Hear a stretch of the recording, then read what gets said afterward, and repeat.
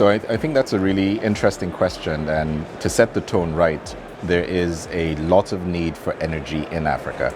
As it stands today, still half of the population of all of Africa has access to electricity and energy, so it's a huge, huge need.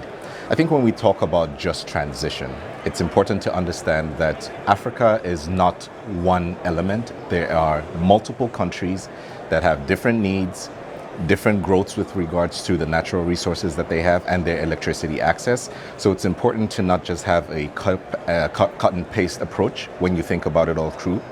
We have advanced countries, if you think about it, both South Africa and Nigeria.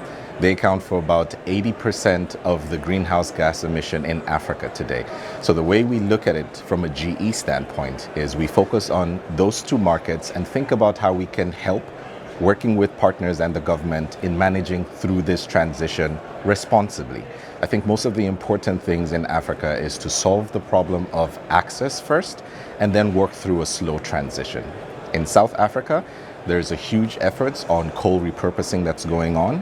GE is working very closely with several partners, and it's looking at how to reduce the reliability on coal as an energy source and pull in gas and renewables to help through that transition mix. In countries like Nigeria, where a lot of the power that is in circulation right now is from diesel generators, we're thinking about how do you reduce the reliance on diesel generators? How do you increase the energy efficiency from gas turbines using gas as a transitionary fuel?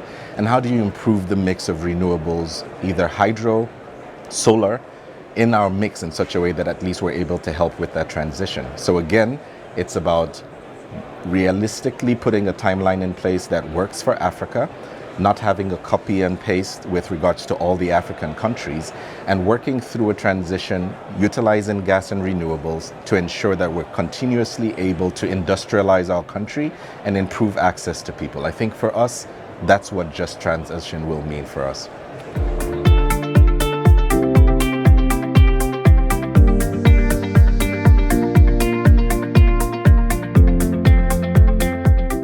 So again, I think the right energy mix for African nations will really depend on what African nation. You know, you have countries like the Ivory Coast, you have countries like Senegal, who have almost 100% of energy access.